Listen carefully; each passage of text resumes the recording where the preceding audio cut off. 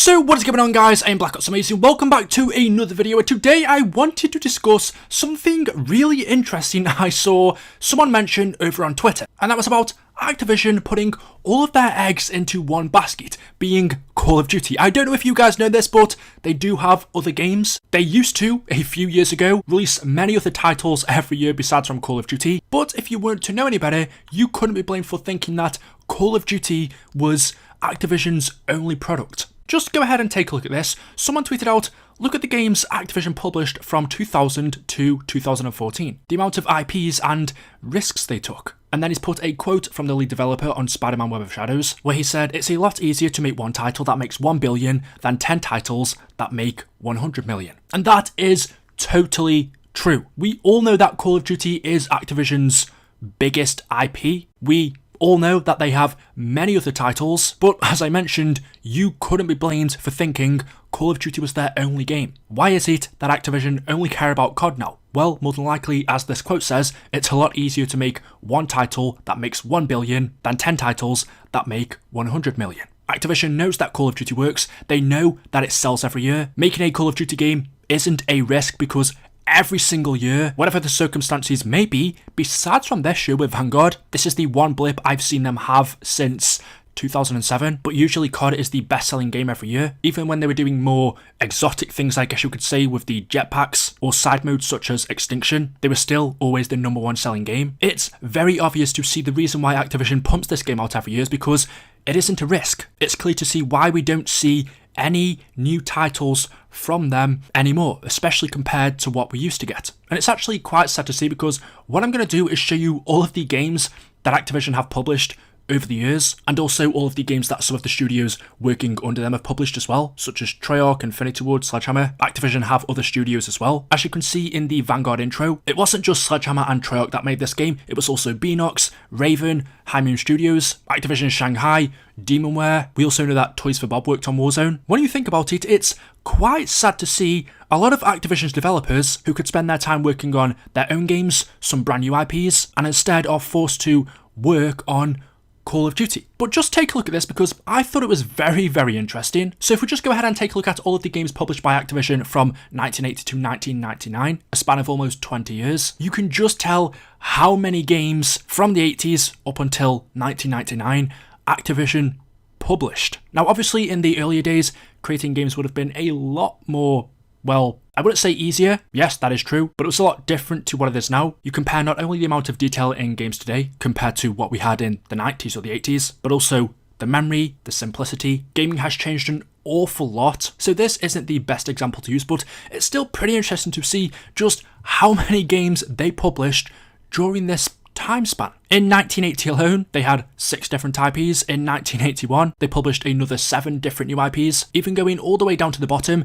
in 1999, Activision published over 30 games in 1 year, and some of these weren't as simple. There are games here like Quake 3 Arena, Star Trek, Quake 2, Tony Hawk's Pro Skater, Toy Story 2, Heavy Gear 2, A Bug's Life, loads and loads of different games for multiple different platforms as well, the PlayStation, the Game Boy, Nintendo 64, games for PC as well on Windows. And then as we move on to games that were published from 2000 to 2019, this will give us a better perspective of how Activision now follow that quote of it's easier to publish one game that brings in 1 billion instead of 10 games that bring in 100 million each. In the year 2000, they posted, I'm not even going to count the amount here, but it's got to be about 30 plus.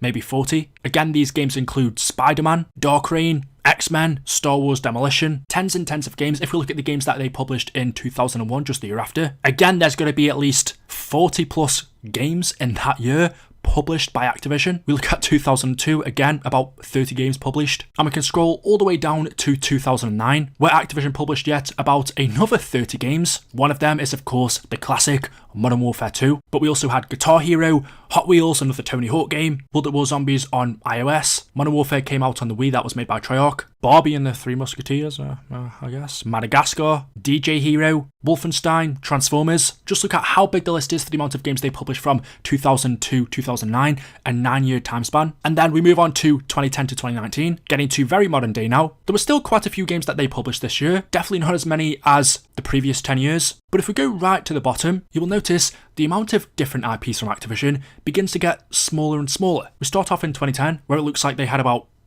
20 games that year. We go to 2011, there's a little bit less here, maybe 15 to 20. And then in the year 2012, Activision published about 20 games again. 2013, we have about 20 as well. Activision published 14 games in 2014, about 15 games in 2015, 9 games in 2016, 5 games in 2017, 3 games in 2018, and 4 games in 2019. You can see immediately from the year 2014, the list of games, let alone new games that Activision published every year compared to previously, just gets smaller and smaller. They went from releasing around 15 to 25 games a year on average to around 5 over the past 10 years, getting close to that. And if we look at the games that they released in that time, in 2019, 2 of those games were Call of Duty, COD Mobile and Modern Warfare. In 2018, 1 of those was COD, Black Ops 4. In 2017, another one of those was COD, that was World War II. In 2016, 2 of those games were COD, Modern Warfare Remastered and Infinite Warfare. And actually another one of those was, I missed that off, that was the Infinite Warfare VR experience. So actually in 2016 they only published 5 new games without including COD. And then again, the year before that, 2015, it was Black Ops 3. In 2014 we had Call of Duty Heroes and Advanced Warfare. You can begin to notice a pattern, and then as we get to present day from 2020, in the year 2020 we had Call of Duty Warzone, Modern Warfare 2 Remastered, and then Pro Skater 1 and 2, Sekiro or Sekiro, however you pronounce that, Crash Bandicoot 4, and Black Ops Cold War. 7 games published by Activision, however, 3 of those are Call of Duty, and 1 of them is a remaster of a game they made years ago. So realistically, they only published 2 new games that year. Crash Bandicoot 4 is also an old IP that isn't, as I would class, a risk, although a very good game. So the only new IP, if I'm not wrong in saying, they released in 2010 was Sekiro. The only game you could say that they put out that was a risk. Crash Bandicoot has a big following, obviously COD does and Tony Hawk's Pro Skater does as well. There's no risks taken there. And then last year, 2021, they published, according to this list, 1 game. I don't know why Wiki has put Pro Skater 2 and Crash Bandicoot on the 2021 list as well. But if this is true, then the only game that Activision released last year was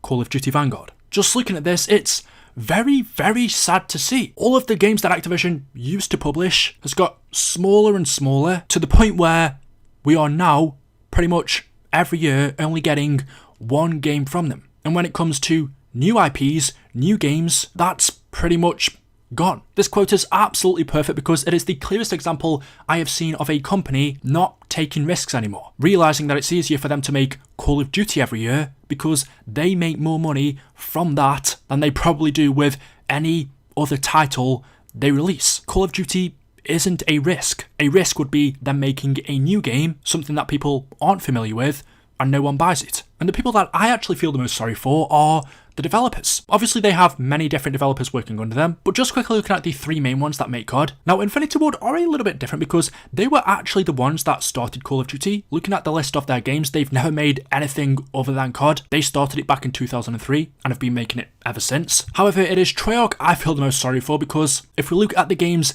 they developed, they weren't originally just COD developers. They started out way back in 1995 with games such as Die by the Sword. In 2000 they released Spider-Man, which by the way is a very good game. In 2001 they made Tony Hawk's Pro Skater 2. In 2002 we had Spider-Man. In 2004 they made Spider-Man 2 again, a really, really good game. If you didn't know any better, you would think that Treyarch only have ever made COD, but they haven't. In 2008 they released Spider-Man Web of Shadows and 007 Quantum of Solace, but after that point, this is where I feel extremely sorry for them because they went from creating a new different game every year to all of a sudden, past 2008 World at War, only going on to create COD. Not allowed to express themselves, not allowed to make any other type of game other than an FPS, and especially seeing some of the classic games they have made, they're undoubtedly a very good creative studio, but when they're forced to work on Call of Duty every year, I bet that probably does restrict your